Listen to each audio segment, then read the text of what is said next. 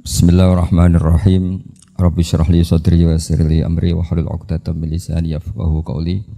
Allahumma shalli wa sallim ala habibika Mustafa sayyidina Muhammadin wa ala alihi wa sahbihi asma'in nama ba'du. Yang sangat saya hormati Ketua Yayasan Badar Wakaf Habib Hasan Al-Munawwar. Juga di sini ada Bapak Rektor, Pak Bejo, ada Direktur RSI, Bapak Mas Yudi, para pembantu rektor, para dekan, semua yang hadir saya hormati. Ini karena acara kampus, acara rileks, saya akan menyampaikan kajian ilmiah secara rileks bahwa ini meringati tahun baru itu jelas salah ini. Ini bukan tahun baru ini, tahun terakhir. Jadi ini meringati akhir tahun. Tapi karena rektornya itu orang bejo, dalah itu enggak ada yang nyoal kesalahannya. Jadi ini orang pinter sama orang bejo itu hebat orang bejo. Saya ini orang pinter, maka tahu kalau ini itu akhir tahun, bukan awal tahun. Tapi saya ada orang bejo, pinter saya tidak terekspos, sehingga orang tetap saja bilang ini peringatan awal apa? Tahun. Jadi menang orang bejo gitu. Ini akhir tahun apa awal tahun? Hari ini akhir tahun, berarti ini peringatan apa? Akhir tahun. Hanya orang bejo yang kesalahannya tidak dikoreksi. Jadi ini alhamdulillah. Jadi ya tapi ini kesalahan yang tidak maksiat. Insya Allah dimaafkan Allah Subhanahu Wa Taala ini karena kesalahan itu ada dua, ada kesalahan yang maksiat, ada kesalahan yang tidak maksiat. Saya punya komitmen terhadap agama ini. Di antara kenangan-kenangan saya dari Syekhina guru kita bersama Kiai Haji Maimun Zubair. Beliau itu sering dawuh, sering ngendikan. Di antara yang beliau katakan itu adalah sok hak agama itu sing gawe pegawai negeri. Itu berkali-kali beliau ngendikan gitu. Ya saya agak bantah. Lah kalau santri bah, ya santri karuan mesti gawe agama, tapi sok ben sing gawe pegawai negeri. Setelah saya jadi kiai dan penelitian, saya itu berkali-kali didatangi dokter, tentara, juga polisi. Mereka sering bilang gini, Gus saya ini dokter negeri. Saya ke NTT, ke Papua, karena saya muslim, berkebutuhan Islam, maka dibikinkan musola, dibikinkan masjid. Kalau kiai tidak bisa, bikin sendiri urunan mau narik siapa. Gitu. Mau narik tarikan di jalan yang mau nyumbang siapa. Tapi kalau kebutuhan negara, karena tugas negara, ya difasilitasi negara dan tidak dianggap misionaris karena negara. Begitu juga di beberapa negara yang non-muslim kayak di Argentina, di Venezuela itu ada masjid, ada kajian Islam ya karena duta besar dan itu aparat negara. Disinilah kearifan para ulama berkoalisi dengan umarok dengan makna yang positif bahwa agama ini harus ditopang umarok, sistem negara. Tentu di situ ada tentara, ada polisi, ada macam-macam. Kita sebagai kiai juga enggak berdaya di depan para bandar narkoba apa-apa kalau enggak ada BNN. Kita mau apa dengan korupsi kalau enggak ada KPK. Sehingga kearifan para guru-guru kita, mulai Mbah Maimun, bapak saya sendiri, NU, Muhammadiyah, semua ormas-ormas Islam itu pasti maulah kerjasama. Karena kita siapa kalau enggak kerjasama. Dan di antara pesan Rasulullah SAW adalah yaduwahi ma'al jamaah. Jadi apa ya, kebersamaan itu sudah berkah. Fa inna yadawahi ma'al jamaah. Jadi berkah. Lalu kenapa saya kalau ngaji bawa kitab? Ini agak sebetulnya itu lazim. Lazim itu suatu yang harus. Tapi karena kelamaan mubalek itu tidak pakai kitab. Seakan-akan bawa kitab itu yang aneh. Sebenarnya aneh mereka. Karena begini logika simpelnya ya. Umat Nabi ini berhak dapat apa coba? Berhak dapat warisan yang paling luhur, paling hebat, paling jernih. Apa itu Quran dan hadis? Pertanyaannya siapa yang paling punya hak otoritatif untuk menerangkan Quran hadis? Ulama. Ulama yang mana? Ya yang kapabel, yang sudah diakui dunia kayak Imam Ghazali, Imam Bukhari, Imam Syafi'i. Artinya kalau kita tidak pakai materi itu ulama mendapat pikiran kita, bukan mendapat pikiran mereka. Saya ulang lagi, kalau kita tidak pakai materi yang otentik, yang orisinil, umat ini mendapat pikiran kita, bukan pikiran mereka.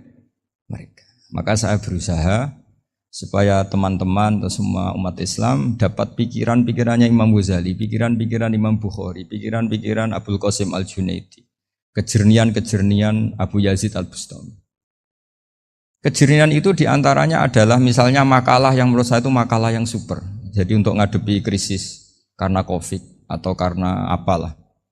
Itu lama dulu sederhana sekali. Beliau punya rumus yang mungkin jarang didengungkan orang, tapi saya akan kampanye rumus ini. Al-istighna haqiqatul istighna itu adalah al-istighna anis syai' labihi. Jadi pemenuhan kebutuhan yang sebenarnya adalah kita berusaha menghindari sebanyak mungkin kebutuhan yang sekunder, yang enggak penting. Bukan memenuhi semua yang kita inginkan. Jadi misalnya begini ya, kalau kita lapar, itu keinginan kita itu makan enak apa asal makan? Tentu jawabannya asal makan yang sehat. Tapi kalau nuruti nafsu kita, makannya yang enak, teman makan ya enak. Terus di warung yang favorit. Ini kan satu kebodohan. Kenapa untuk makan saja butuh definisi sekian banyak? Yang kita harus kecewa, warung favoritnya bisa sudah tutup. Atau kita ke sana harus macet. Ribet. Yang benar-benar arif dan bijaksana itu adalah al-istighna anisya. Sesuatu yang tidak mendesak itu jangan jadikan kebutuhan. Sehingga kalau kita puasa misalnya, semua makanan itu enak karena kita sangat lapar. Sehingga Abul Qasim Al-Junaidi ketika ditanya, lauk makanan itu apa? Jawabannya lucu, alju, lapar. Kalau kamu lapar ya semuanya enak. Ini sudah mulai hilang. Kita bilang makan enak itu ya sate, ya gulai, ya pizza yang kita senang. Akhirnya apa? Untuk nikmati nikmatnya Allah itu kita jadi ribet. Apalagi yang orang-orang fasik harus ditemani perempuan yang tidak halal misalnya, atau harus ada ajudan, ribet. Nah pertanyaannya, orang yang ribet sama yang enggak ribet itu pinter mana? Pinter yang enggak ribet. Nah ini kearifan-kearifan yang mulai hilang. Lalu siapa yang bisa mewarisi itu? Ya ulama. Jadi ulama itu cara berpikir sebenarnya simple. Makanya mereka sering kalau tahajud itu, di antara makalah Sayyidina Ali paling terkenal dan yang menjadikan beliau punya derajat yang luar biasa itu adalah kafani izzan antakuna li robban wa kafani fakhron an akuna laka abdan. Ya Allah, saya ini sudah begitu mulia, begitu terhormat dan sangat-sangat terhormat karena yang menjadi Tuhan itu Engkau. Jadi rumus pertama itu karena menjadi Tuhan itu Engkau. Hanya Tuhan yang abadi, Tuhan yang pertama, hanya Tuhan yang al-awwal. Coba ya Allah, kalau saya ini punya Tuhan Fir'aun, punya Tuhan mati jadi tontonan lagi, itu kerennya di mana coba? Andaikan kita punya Tuhan Fir'aun, atau punya Tuhan yang asal usulnya manusia, apapun hebatnya manusia itu, kita punya Tuhan manusia itu. Tuhan yang lapar, yang kalau nggak makan mungkin pingsan, mungkin bisa kena COVID, nanti Tuhannya diisolasi. Kayak apa? Makanya ketika Tuhan Allah menyindir ketuhanan selain Allah itu, Allah hanya menyindir dengan kalimat sederhana, kana yakulani to'am, yang kamu tuhankan itu masih makan. Artinya kalau nggak makan ya lemes. Jadi lama-lama ada orang gini, alhamdulillah tadi Tuhan mampir ke saya, kelihatannya lapar, setelah tak kasih makan sehat lagi. Susah nggak punya Tuhan yang seperti itu. Beda dengan Tuhan kita. Tuhan yang nggak butuh makan, nggak butuh minum, al-qayyum, zat yang berdiri sendiri tanpa butuh yang lain. Al-awwal, sebelum ada langit bumi sudah ada Tuhan kita yaitu Allah. Bandingkan dengan Tuhan-Tuhan yang dipertuhan yang lain, yang adanya setelah bumi, misalnya Fir'aun dan sebagainya. Sehingga Sayyidina Ali pertama jadi kebanggaan apa? Kafani izzan antakuna li robban. Saya ini keren betul, karena punya Tuhan yaitu Engkau. Tuhan yang lahul asma'ul husna, Tuhan yang semuanya punya kebaikan, punya keabadian, punya keagungan. Terus wa kafani fakhron an akuna laka abdan, dan saya bangga sekali karena saya menjadi hambamu. Kalau saya jadi hambanya Pak Rektor ribet kan, sudah tak hormati ternyata nanti tidak rektor, ya kan ribet kan. Terus pokoknya ribet, jadi budaknya manusia itu ribet. Makanya ada seorang wali datang ke temannya yang jadi presiden atau jadi raja. Datang ke situ karena tidak punya uang, mau minta uang karena temannya raja. Setelah sampai sana ternyata temannya ini karena orang soleh pas berdoa, ya Allah saya minta ini, minta ini, minta ini. Terus si wali tadi pulang. Kenapa kamu pulang? Ternyata dia sama, masih minta-minta kayak saya. Jadi sederhana deh. Sama-sama minta kamu, minta zat yang kamu mintain katanya. Jadi dulu itu orang itu sebegitu dekat dengan Allah. Sehingga si raja ini terus ketemu wali tadi tanya, kenapa kamu menyepelekan saya padahal sekarang saya raja. Terus ditanya sama wali tadi, karena temannya. Kalau kamu di padang pasir tidak bisa minum dan harus minum 1 gelas, dengan ongkos kamu harus mengasihkan semua kerajaan kamu demi minuman itu. Pilih mana, minuman apa tetap jadi raja? Ya saya milih bisa minum. Saya tidak raja tetap hidup, tapi kalau nggak minum mati. Bagaimana Anda bangga dengan satu kerajaan sing la yusawi kak samain, yang tidak sama dengan segelas air. Jadi artinya terus mereka melihat jadi raja itu ya biasa, jadi presiden biasa, jadi rektor biasa. Karena mereka biasa berlogika, hakikatul izzah itu ya at-taqarrub ila Allah, yang benar-benar terhormat itu ya dekat dengan Allah. Begitu seterusnya mereka bikin paradok-paradok yang aneh, tapi itu menjadi pelajaran. Bapak saya Ki Nur Salim itu senang baca anekdot Nasiruddin Koja. Itu kalau bikin orang-orang aneh, itu dia datang ke satu pesta pakai baju lusuh, pakai sarung lusuh atau celana lusuh, sama Sohibul Bait yang punya acara dibiarin. Setelah dibiarin dia pulang pakai jas, pakai dasi, pokoknya keren, dihormatin, pakai alpat, pokoknya dihormatin, silakan. Pas dia disuruh minum, minumannya itu disokkan saja ke sakunya. Jas, kamu harus minum yang banyak karena kamu yang dihormati, bukan saya. Terus makanan ya semuanya diletakkan di saku, ada yang apa, ayo kamu makan yang banyak. Alpatnya juga gitu, dikasih sate, apa, ayo kamu makan yang banyak. Mereka tidak melihat saya, melihat kamu. Akhirnya orang satu pesta itu istighfar semua, berarti kita ini salah. Terus dia pidato, kenapa kamu uang gitu? Tadi saya datang, orangnya sama. Gara-gara beda pakaian, penghormatannya beda. Berarti yang berhak dapat makanan ini jasa ya, bukan saya. Betapa naifnya kita sebagai orang, ternyata kita masih hormat sesuatu yang seperti itu, yang atribut lah. Jadi orang-orang sufi itu orang yang bisa menertawakan dunia. Akhirnya ya, pertama dia dianggap orang gila, masa jas dikasih makan, dikasih minum. Tapi secara fikih dia benar, haram dia makan. Karena pas dia datang dibiarin, setelah pakai jas dikasih makan. Berarti hakikat yang dapat rezeki siapa? Jasnya apa orangnya? Jasnya apa orangnya? Jasnya. Jadi itu orang-orang sufi, kearifan orang-orang dulu itu bisa ngelola hal-hal yang keseharian menjadi luar biasa. Ada seorang wali melihat istrinya makan 1 piring, anaknya makan 1 piring, ditanya, kalian kenyang? Wah, kenyang sekali. Melihat anaknya minum kopi 1 cingkir, senang, kalian senang sekali. Wah, kalau senang dengan hal-hal yang murah bisa, ngapain harus senang dengan hal-hal yang mewah? Bodoh sekali saya. Sehingga terus mereka bisa qanaah. Qanaah itu ya hidup itu simpel, sederhana.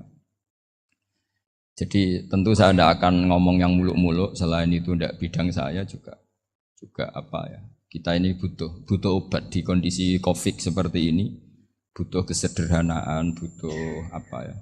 Istighna tadi. Kita harus istighna billah an ghairillah. Jadi sudah cukup bahwa Allah ini segalanya. Sehingga tadi saya dengarin himnenya Unisula, yang paling saya kagum adalah dimulai dengan kalimah-kalimah thayyibah. Di antara tugas suci Nabi Ibrahim dan semua Nabi adalah wa ja'alaha kalimatam baqiyatan fi aqibi. Nabi Ibrahim itu Nabi yang diberi gelar Allah.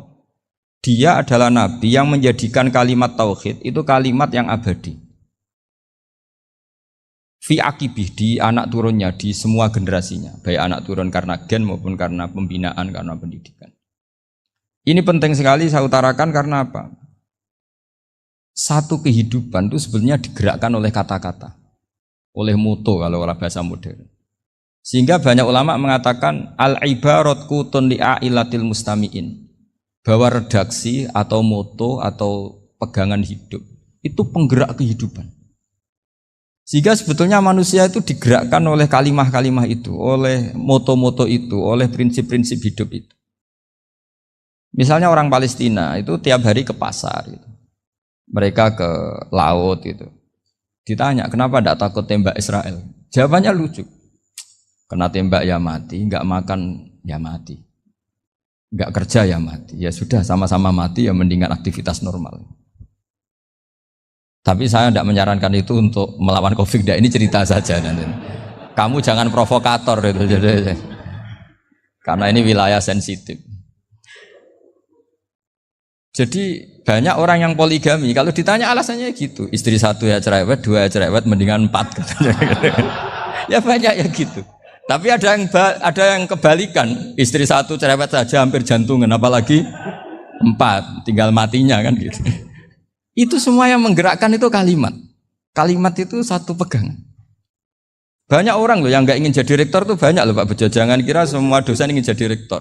Melihat rektor sibuk rapat mempertahankan reputasi Unisula, terus sering pegang kepala. Ngapain repot-repot? Jadi tukang sapu aja dapat gaji, ngopi, rokokan, selesai. Bodoh amat jadi rektor, mikir orang banyak. Banyak loh orang yang nggak ingin jadi presiden tuh banyak. Karena ngopi nyaman, nggak ada yang ganggu. Mau tidur sampai jam 9 siang juga nggak ada yang ganggu. Sehingga mereka melihat pegawai negeri itu gak keren, orang kok diatur jam, disiplin. Itu memang cara Allah membagi rahmat. Mau kamu apakan coba? Cara syukurnya dia seperti itu. Bapak saya dulu tuh sering ngajarin saya, diajak jalan-jalan pagi-pagi. Melihat orang ngopi, makan uduk itu bapak seneng. Kok enak jadi wong awam. Ngene esuk-esuk nyemak bocah kesel kabeh kono enak ngopi rokokan. Bapak kadang iri sama orang awam itu iri. Sudah gitu berharap masuk surga kan enak sudah gitu. Tahu-tahu mati, tidak tahu ke surga apa ke neraka ya tidak tahu. Jadi nah, orang dulu itu orang yang bisa mensederhanakan dunia. Sehingga ya sudah cara bahagia. Makanya saya alhamdulillah saya ini kerjasama sama UII sama beberapa kampus. Memang amdan itu sengaja. Kampus itu ya punya sistem yang nggak bisa mewakili sistem kiai. Kiai juga punya sistem yang nggak terwakili oleh kampus juga sebaliknya saling melengkapi. Saya sering ketemu rektor UII, rektor kampus-kampus Islam.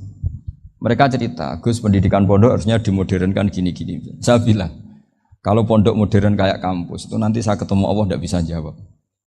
Kenapa Gus? Saya beri contoh gini.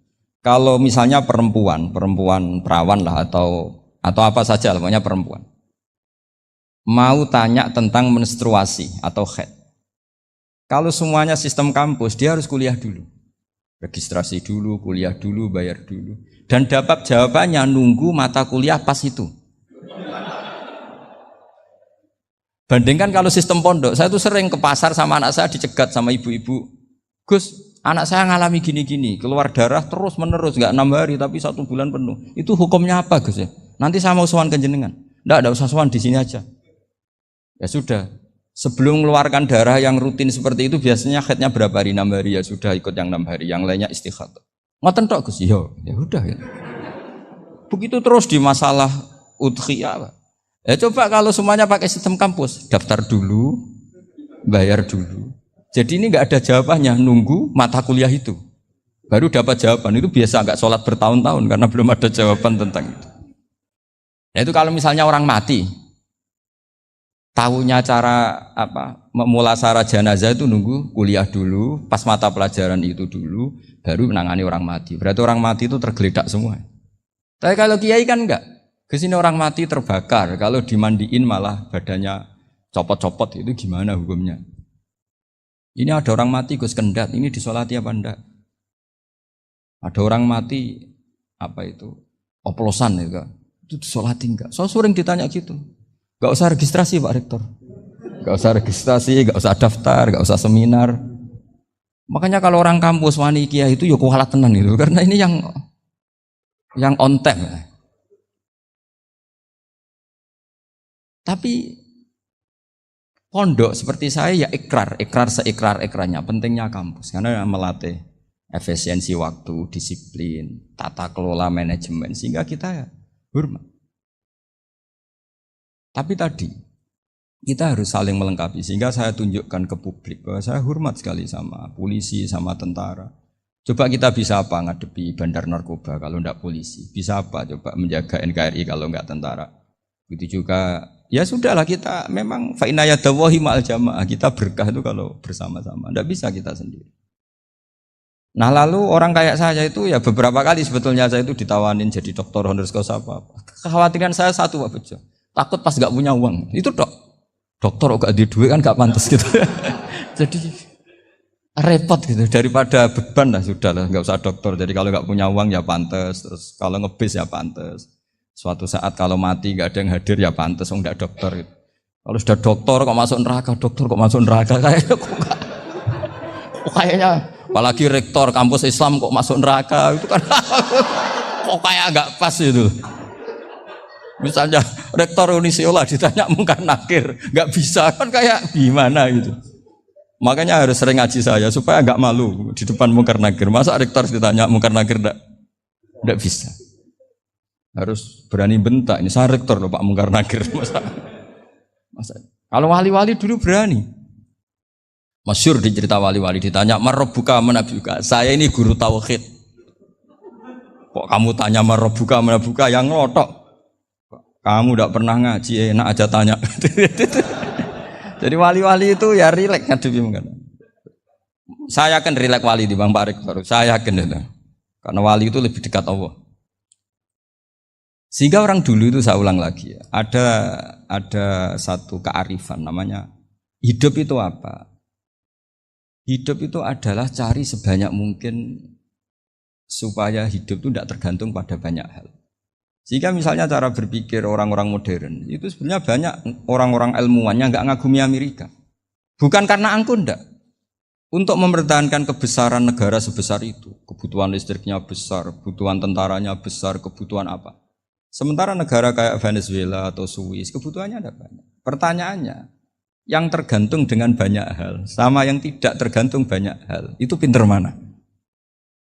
Kalau dibalik pertanyaannya gitu, negara-negara maju itu tidak keren kalau dibalik pertanyaannya. Orang yang untuk mempertahankan eksistensinya banyak, butuh banyak hal, dengan yang tidak butuh banyak hal, itu pinter mana? Orang yang bahagianya nunggu jadi dokter, nunggu jadi kiai besar, kiai viral, dengan orang yang bahagia cukup dengan ngopi, itu pinter mana? Tapi kalau dibalik pertanyaannya, orang yang tahunya nikmat hanya kopi, dengan nikmat yang banyak, pinter mana? Makanya Mbah Mun tuh kalau guyon itu lucu. Aku iku sakake ambek wong desa sing mlebu swarga. Saya dulu eskal mlebu swarga kok disakeni. Akhirnya beliau memberi penjelasan. Wong desa iku roe pakanan enak, iku mau kopi mbek uduk. Lah swarga iku mau nuruti sing dikarepno. Akhirnya wis mau mangan, wis ngopi, nguduk, ngopi wong ora roh pakanan liyane iku ora roh. Nasi mandi ya ora roh, pizza ya ora roh apa-apa. Terus saya bilang, wah lah niku nak nganti selera tentang wanita cantik. Iku juga sederhana. Rontok pesek ya wis cantik, rontok ireng ya wis. Apa bidadarinya seperti itu karena saking enggak pengalamannya. Jadi surga itu kan nuruti apa yang diinginkan. Kira-kira keinginan orang kampung kalau di surga itu apa coba? Makanan apa coba? Ya, mana ibu nak senengnya ketemel gemblong gitu. Artinya malaikat lebih suka nangani surganya orang-orang kampung di Bang Pak Rektor. Ini sudah ribet ini. Makanan apa saja sudah harus dicoba. Terus kalau di mall tahu orang macam-macam, seleranya macam-macam pasti. Enak mana kalau sampai jadi malaikat pelayan surga? Suka ngelayani orang kampung apa yang orang kota? Orang kampung kan? Jadi ya itu guyon tapi itu menjadi pikiran kita bahwa orang yang banyak kebutuhan itu sebetulnya banyak kebodohannya karena menggantungkan kebahagiaannya dengan banyak hal. Makanya Imam Syafi'i ngendikan istighna itu apa? Al istighna anisya'i. Yang dikatakan kecukupan adalah berusaha sebanyak mungkin banyak hal tidak kamu butuhkan. Bukan memenuhi semua kebutuhan kamu karena nafsu kamu ini tidak ada batasnya gitu. Kalau kamu penuhin nggak akan selesai. Itu ada perempuan yang kurang cantik, itu minta doa saya, Gus doain suami saya kaya, terus tak guyonin, terus gak minta. Kalau suami kamu kaya, yang pertama dirubah itu apa? Rumah Gus, supaya rumah saya bagus. Kedua apa? Mobil, supaya mobil saya bagus. Nanti yang dievaluasi itu kamu. Mobil bagus, Alphard, rumah mewah, istrinya kamu, pasti itu dievaluasi. Langsung enggak usah sudah gini aja kan. Jadi pertama yang dievaluasi itu kaya itu, coba kalau suami kaya itu yang dievaluasi pertama rumah ya, rumah ganti. Setelah itu apa? Mobil. Kira-kira berikutnya Akhirnya sudah nggak jadi. Nabi Ibrahim itu pernah minta umur panjang. Keren umur panjang. Sama Allah nggak dijawab. Datang orang tua gitu mertamu ke Nabi Ibrahim. Terus disuguhi dikasih kurma. Apa itu? Kok kurma apa? Anggur yang sudah matang sekali. Sudah dimakan. Setelah dimakan meler keluar lagi. Dimakan lagi meler lagi. Terus Nabi Ibrahim masuk lagi ke kamar. Ya Allah, doanya tak cancel. Nanti kalau saya tua kayak itu. Jadi Allah itu gak jawab langsung tapi ngirimkan itu. Akhirnya ya Allah gak jadi. Nanti takut itu. Jadi itu kearifan. Tapi kearifan ini harus kita tanamkan. Saya gak bisa membayangkan Indonesia yang besar ini. Andai kan gak ada qanaah. Nerimo ing pantum. Coba sekarang ada Covid. Andai kan Indonesia itu kayak Perancis. Saya beberapa kali punya tamu orang yang hidup lama di Perancis, bahkan dapat istri orang Perancis. Itu dulu gak begitu mencintai Indonesia. Tapi setelah di Perancis 2 tahun, wah Indonesia hebat. Di Perancis itu kata dia kalau cerita, semua kebutuhan masyarakat itu dibebankan ke negara. Apa saja minta negara, apa saja nyoal negara. Sementara Indonesia, coba kalau Indonesia mengalami seperti ini kok tidak ada qanaah rimo ing pantum, bisa kios Indonesia. Orang miskin nyalahkan negara, kelaparan nyalahkan negara, apa saja. Tapi barokahnya dididik kiai, jogeman nyalahno wong liya. Urip pun romo ing pandum, diame. Sampai gak ngerti kalau Covid. Tapi saya pastikan bahwa dengan keadaan seperti ini kita bahagia, kita stabil, itu jelas barokahnya kalimah tadi, moto tadi atau pegangan hidup tadi. Makanya disebut al-ibarat qutun li ailatil mustami'in. Bahwa redaksi atau kata-kata atau pegangan atau filosofi hidup, apalah namanya itu adalah penyemangat. Karena kata-kata ini memang luar biasa. Ketika sahabat perang demi kebenaran, zaman itu ya pasti benar karena yang dibela Nabi. Dulu itu kan enak zaman Nabi, yang dibela mesti benarnya, musuhnya mesti salahnya. Sehingga dulu itu memang harus tegas. Kalau sekarang mau tegas gimana? Yang kamu bela tidak mesti benar, musuhnya tidak mesti salah. Ribet kan kalau misalnya saya tukaran sama Pak Rektor, kamu mau bela mana kan bingung. Saya tidak mesti benar, saya tidak Nabi. Pak Rektor apalagi nggak mesti benar lagi kan? Ribet kan? Jadi kalau kita mau perang sekarang itu mau pede gimana? Enggak. Makanya banyak ulama sekarang tuh mau tegas tuh nggak berani karena ya banyak hal yang abu-abu lah wilayahnya, misalnya pilihan presiden atau pilihan bupati, pilihan menteri. Kamu mati-matian bela itu, yang kamu bela tidak mesti benar, musuh kamu tidak mesti salah. Beda dengan zaman Nabi, nabinya mesti benar, Abu Jahalnya mesti salah. Kan enak aturan mainnya jelas. Singkat cerita dalam perang itu banyak sahabat yang ngalami luka, ngalami apa. Kemudian curhat ke Nabi, ya Nabi gara-gara derekkan jenengan, ngikuti jenengan saya harus ngalami seperti ini. Ngiranya orang itu diapresiasi sama Allah keluarnya. Ternyata sama Allah gak diapresiasi. Malah diturunkan ayat intakunu ta'lamuna fa innahum ya'lamuna kama ta'lamun wa tarjuna minallah ma'ala yarjun. Kalau kamu sakit karena perang, orang-orang kafir itu ya sakit. Itu saja berani padahal demi kekafiran. Wa tarjuna minallah ma'ala yarjun. Padahal kamu punya nilai lebih yaitu berharap kepada Allah yang mereka tidak punya. Saya jadi kiai itu ya kadang mangkel. Karena yang benci ya benci, yang seneng itu ngel-ngel loh kayak Pak Bejo. Jadi semuanya ribet. Nah iya, yang benci ya ganggu, yang seneng ya ganggu, tambah nemen. Seribet. Tapi kalau sudah ingat bandar narkoba, mereka berhadapan dengan polisi, kadang ditembak karena kesalahannya terlalu fatal. Antar persaingan mereka juga bisa tembak-tembakan karena merebut pasar narkoba. Itu saja mereka berani. Kok kita yang jadi kiai kadang dicium tangannya, dihormati gak berani, hanya takut apa ya, musibah-musibah kecil atau problem-problem kecil. Nah iya, kalau kita bandingannya gitu. Kalau kamu mau tahajud kedinginan, itu masih nanti dihisab Allah itu gitu. Maling ayam itu keluar malam-malam, hanya dapat ayam. Itu gak takut dingin. Ya gak takut digebuki masa. Kamu mau tahajud saja takut dingin. Makanya nanti hisabnya orang soleh itu nanti dijajarkan orang dolim. Terus diperbandingkan. Wah itu habis kamu kalau itu. Makanya itu kalimat itu moto atau filosofi hidup. Sehingga diulang lagi nasihat itu. Iyam saskum korhun faqad masal qoma korhum mislu. Kalau kamu kena luka, orang-orang yang enggak benar juga akan kena luka. Itu aja berani demi ketidakbenaran. Masa kamu demi kebenaran enggak berani? Akhirnya orang itu, ya itu kalimat, itu heroik. Makanya kita ini penting ya, makanya tadi himne Unisula dimulai kalimat thayyibah. Karena kalimat ini yang menjaga kita kalimat ini.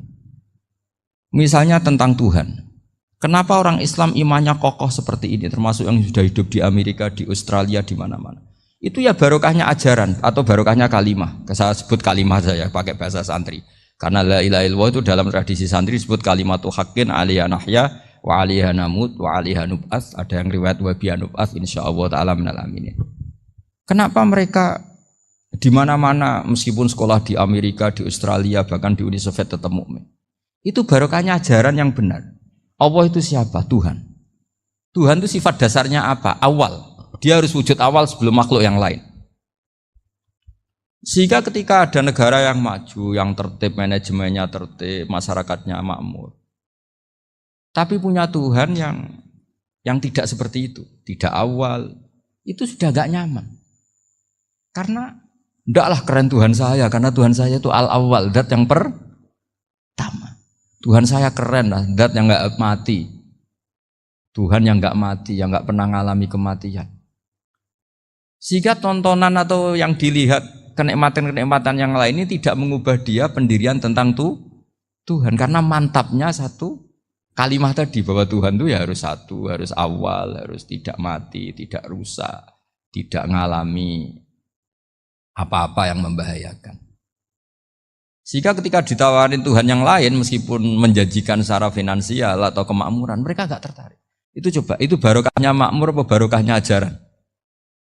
Barokahnya ajaran. Sering negara Islam itu kalah makmur dengan mereka, tapi barokahnya ajaran ini tetap apa? Tetap Islam. Makanya Nabi Ibrahim nabi yang sukses bikin wa ja'alaha kalimatam baqiyatan fi aqibi. Sehingga kita ini bekti sama orang tua misalnya. Itu ya karena ajaran. Suwargamu itu karek wong tuamu. Nak wong tuamu ridho, Allah ridho. Nak ora ridho, Allah ora ridho. Ridho wa fi ridhol walidain wa sakhatu wa sukhtu wa fi sakhatil. Sehingga ketika ada orang tua yang agak brengsek gitu, anak-anak tetap hormat. Punya orang tua yang miskin, yang sudah miskin, tukang tombok nomor, banyak kan di kampung gitu. Ya tetap hormat. Coba kalau dari awal kita ngajari orang tua kamu hormati ya kalau baik, kalau tidak usah. Bisa geger Indonesia. Tapi barokahnya ajaran-ajaran itu Indonesia tertib karena ada ajaran. Nah ini di sini pesantren dan Unisula semua harus berkontribusi membuat ajaran yang benar itu adalah ciri utama Islam. Sehingga Islam ini dimulai dengan ajaran kalimatu haqqin alaiha nahya wa alaiha namut. Sehingga kita tenang seperti ini. Saya ini termasuk kiai yang tenang. Meskipun kata orang banyak saya ini kiai besar, tapi termasuk kiai yang paling tenang.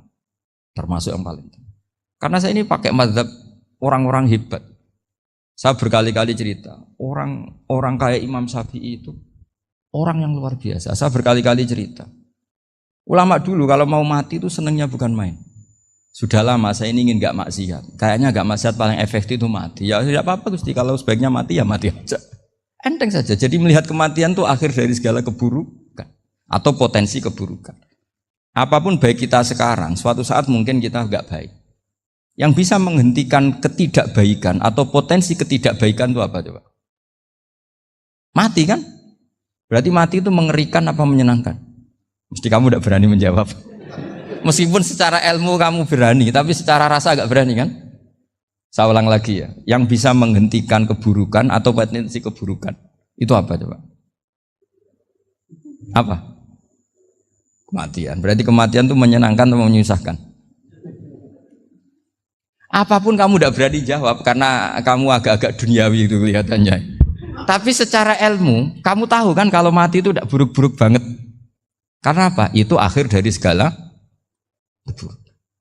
Sehingga Nabi ngajarkan kalimat itu begitu luar biasa.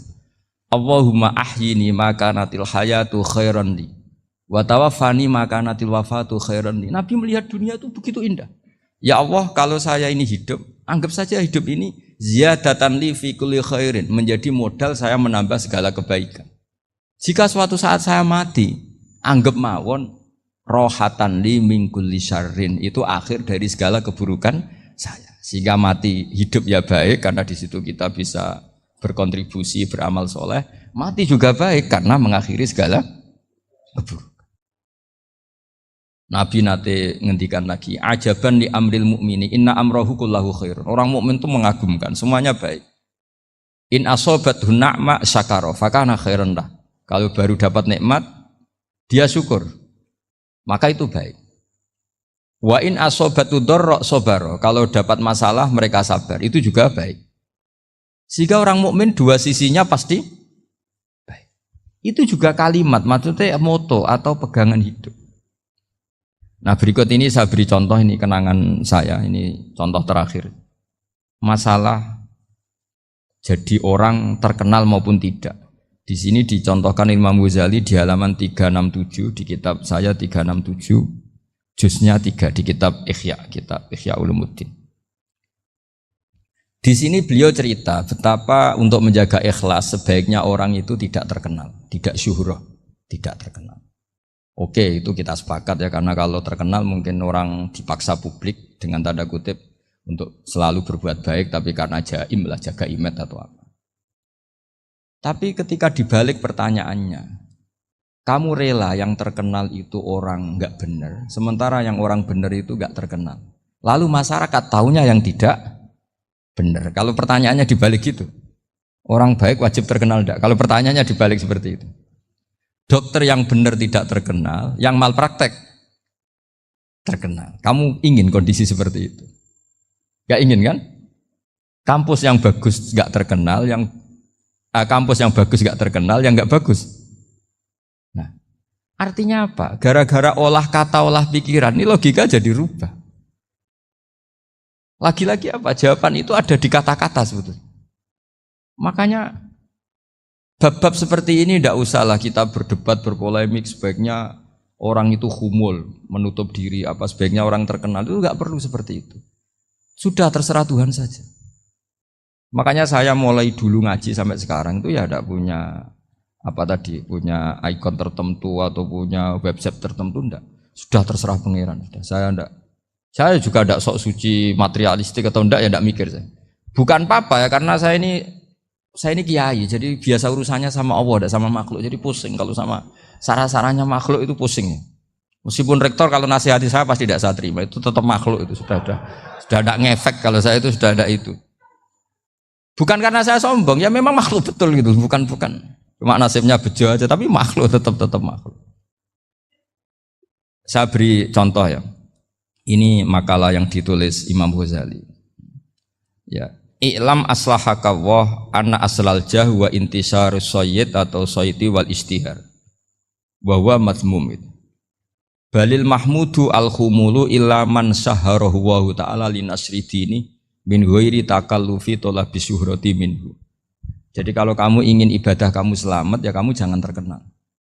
Tapi resikonya adalah kalau kebaikan itu tidak terkenal, maka enggak dikenali. Kalau enggak dikenali berarti masyarakat hanya punya percontohan yang tidak baik, karena yang baik tidak terkenal. Jadi itulah ulama-ulama dulu. Jadi apa-apa itu dibanding-bandingkan. Kemudian nanti kelihatan, jawabannya itu kelihatan. Jadi ulama dulu itu biasa ngarang misalnya afatun nikah, sisi negatifnya nikah. Harus ngurmat istri, harus macam-macam, kalau terlantar itu ya dosa. Seperti tadi Pak Marsudi cerita, kalau orang ngapalkan Quran itu takut lupa, kalau lupa itu jadi dosa. Pertanyaannya, kalau semua orang takut lupa, takut dosa, semua orang nggak hafal Quran karena potongan-potongan lupa. Cara berpikir tidak seperti itu. Kalau berpikir ya namanya hafalan, ya inginnya hafal, kan nggak ingin lupa. Lah nanti kalau takdirnya lupa karena hal-hal yang dimaklumi oleh syariat itu enggak yang termasuk dosa. Yang dosa itu lupa tak liwiri udrin syar'iyyin, lupa yang tidak ada sebab yang apa? Syar'i. Tapi lupa bawaan EQ-nya tidak bagus. Lupa bawaan sering dibentak. Oh, itu enggak masalah karena bawaannya orang tertekan itu ya lupa. Coba kamu hafal Quran. Terus punya kredit jatuh tempo. Pas hari itu aku yakin enggak cerdas sudah. Itu bawaannya orang tertekan itu pasti lupa. Jadi ya saya teruskan ya. Jadi terus ada makalah yang sangat bagus sekali tentang itu. Saya baca ya. Wa yadullu ala dzalika anna Allah azza wa jalla amaral anbiya'a bi idharil amali lil iktida wa khassahum bi mansibin nubuwah. Wa la yajuzu ayyudhanna bihim annahum khurrimu afdhalal amalen. Jadi orang yang terlalu mendewa-dewakan khumul itu menutup diri. Oke, itu baik karena dengan khumul, dengan menutup diri Anda tidak riya, Anda tidak pamer. Tapi kata Imam Ghazali, kamu juga harus ingat di antara syaratnya Nabi itu harus mengumumkan kalau beliau itu seorang Nabi. Harus memaklumatkan kalau beliau seorang Nabi supaya bisa diikuti. Caranya sholat harus diumumkan sehingga Nabi itu mengatakan harus jamaah. Karena dengan cara jamaah itu bisa shollu kama ra'aitumuni sholli. Coba kalau Nabi sholatnya nggak diperlihatkan, kamu harus sholat yang benar. Caranya gimana ya Rasulullah? Itu rahasia. Bingung nggak kira-kira? Bingung nggak? Ya misalnya amal rahasia selalu lebih baik. Terus ada pertanyaan, Nabi ngendikan kamu sholat yang benar. Caranya gimana Nabi? Ya itu rahasia. Terus gimana coba? Tapi Nabi ngendikan apa? Shollu kama ra'aitumuni usolli. Ya sudah kamu sholat, niru saya sholat. Berarti Nabi sholatnya diperlihatkan apa disembunyikan? Diperlihatkan. Jadi begitu juga saya berkali-kali bilang, orang tahu kalau itu bidan ya berdasar tulisan itu bidan. Tahu kalau itu dokter gigi ya itu dokter gigi. Jangan sampai gara-gara tidak ada tulisan mau beli alat bangunan di dokter gigi. Mau periksa gigi di toko bangunan. Gara-gara apa? Enggak ada maklumat. Nah, di sini ulama-ulama selalu memaklumatkan dirinya. Termasuk Imam Ghazali ketika ngarang kitab dinamai Ihya Ulumuddin, bahwa kitab ini bisa menghidupkan ilmu-ilmu agama yang mulai hilang. Begitu seterusnya. Jadi ini ngaji ya. Jadi orang itu harus ngerti. Jadi jangan nuruti emosi sendiri atau logika sendiri. Bahwa saya suka humul, ya monggo. Agama Islam menyediakan sarana itu. Uzlah itu ya punya sisi kebaikannya sendiri. Tapi syuhrah terkenal asal tidak nuruti nafsu juga punya sisi kebaikannya sendiri. Setidaknya umat ini punya satu master kebaikan yang mudah diakses. Tapi tadi saya ulang lagi, jangan karena hadun nafsi, jangan karena kepentingan pribadi. Makanya di sini disebutkan wa yadullu ala dzalika ay ala syuhrah anna Allah taala amaral anbiya bi idzharil amal lil iktida. Allah selalu memerintahkan para nabi kalau ngamal kebaikan ya harus dimunculkan supaya bisa ditiru. Yaitu tadi kita tidak bisa bayangkan kan kalau misalnya Nabi menyuruh kamu harus sholat yang benar, kemudian sholatnya Nabi sembunyi. Kalau ditanya, Nabi saya niru siapa? Wah itu rahasia, kamu nggak boleh lihat sholat saya, saat takut tidak ikhlas. Ribet kan? Sehingga jamaah itu statusnya tetap harus. Nah bedanya harus ini ulama berpendapat harus yang apa? Fardu kifayah, tapi fardu itu maknanya harus. Tapi bukan berarti kalau nggak jamaah sholatnya nggak sah, nggak. Tapi statusnya jamaah tetap apa? Harus. Nah barokahnya harus ini orang yang baru sholat, sholatnya langsung benar karena ada yang diikutin. Coba kalau mantan dukun baru sholat terus sholat sendiri, itu mesti mirip mantra. Karena dia tidak ada master percontohannya. Tapi barokahnya ada master, orang paling bodoh pun kalau sholat ya benar, karena standar ada komandonya, ada imamnya. Sehingga Imam Ahmad malah berpikir keras, syarat sahnya sholat itu harus jamaah. Cara pikirannya Imam Ahmad, keras sekali beliau. Jika kalau orang sholat sendiri kok ada orang lain yang maunya berjamaah harus bayar, orang itu harus bayar demi sahnya sholat. Itu madzhabnya Imam Ahmad. Tapi kalau madzhab Syafi'i hanya mengatakan itu fardu kifayah, yang kalau satu komunitas gak mau melakukan semuanya apa? Bisa. Ya jadi ini sebelum sesi ringan tanya jawab, hanya 2 saja tanyanya, nggak boleh banyak-banyak, nanti nggak pulang-pulang saya. Jadi tak baca lagi biar dapat berkahnya Imam Ghazali. Wa qala qaumun asirru afdalu minal alaniyati. Terus kata sebagian ulama al-alaniyah itu afdol minas sirri. Terus diperbandingkan baik yang mana amal dipertontonkan sama ndak. Terus kata Imam Ghazali, kalau orang itu bisa jaga tidak riya, maka sebaiknya dipertontonkan karena kebaikan harus yang muncul, bukan yang tidak baik yang muncul. Makanya ketika Unisula memaklumatkan diri sebagai ingin jadi generasi khaira ummah, itu kalau diterjemah itu kan wow, khaira ummah, umat terbaik. Itu kan kayak agak angkuh. Tapi nggak apa-apa, itu nggak apa-apa. Masa kita kampanye Unisula siap degradasi moral, kan ya lucu kan. Masa jualan gitu kan ya lucu. Ya sudah, kita memang ingin mengkhidmati ummah, berbakti dengan umat, membantu supaya jadi generasi khairan apa? Tidak apa-apa, dimaklumatkan supaya dengan itu umat punya sarana. Oh kalau ingin jadi khairan ummah, kuliah di sini. Jangan lalu enggak gitu. Ya sama kita dokter, maklumatkan saja dokter gigi, dokter kandungan, dokter bedah. Sehingga orang kalau mau bedah ya jangan ke dokter kandungan. Jadi barokahnya maklumat ya. Jadi saya mohon sekali ini, saya sendiri sebetulnya orang yang enggak siap terkenal sebetulnya, tapi ya sudah terserah Allah saja. Kalau itu cara Allah menyebar kebaikan, ya monggo. Pokoknya kita tawakal saja sama Allah Subhanahu wa Ta'ala. Ya saya kira demikian. Assalamualaikum warahmatullahi wabarakatuh.